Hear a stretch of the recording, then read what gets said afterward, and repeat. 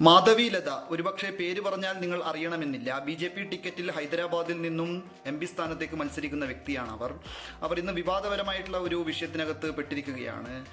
അവരുടെ മണ്ഡലത്തിൽ ഇന്ന് തെരഞ്ഞെടുപ്പായിരുന്നു, 4ാം ഘട്ട തെരഞ്ഞെടുപ്പ്. അതിന്റെ ഭാഗമായിട്ട് അവർ ബൂത്ത് സന്ദർശന വേളയിൽ ഒരു ബൂത്തിൽ കയറി ചെന്ന് അവിടെയുള്ള ക്യൂ നിൽക്കുകയായിരുന്ന മുസ്ലിം വനിതകളുടെ മുഖാവരണം മാറ്റി അവരുടെ ഐഡന്റിറ്റി കാർഡിലെ ഫോട്ടോയും അവരുടെ മുഖവും ഒരുപോലെയാണോ എന്ന് പരിശോധിക്കുകയാണ് ചെയ്തത്.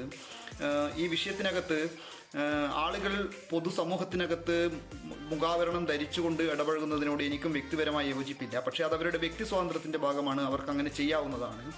എന്തു തന്നെയായാലും ഈ സ്ഥാനാർത്ഥി ചെയ്തത് തെറ്റായിപ്പോയി. കാരണം അതിനെതിരെ അവർക്ക് പോളിംഗ് ഉദ്യോഗസ്ഥരുടെ പരാതിക്കകത്ത് അവർക്കെതിരെ കേസും എടുത്തിട്ടുണ്ട്. ഇത്തരം കാര്യങ്ങൾ ചെയ്യേണ്ടത് പോളിംഗ് ഉദ്യോഗസ്ഥരാണ്, അതിനുവേണ്ടിയാണ് അവരെ നിയമിച്ചിരിക്കുന്നത്. എന്തു തന്നെയായാലും ഈ വിഷയത്തിനകത്ത് നിങ്ങളുടെ അഭിപ്രായങ്ങൾ കൂടി നിങ്ങൾ കമൻറ്റായി രേഖപ്പെടുത്തണമെന്ന് അഭ്യർത്ഥിക്കുന്നു.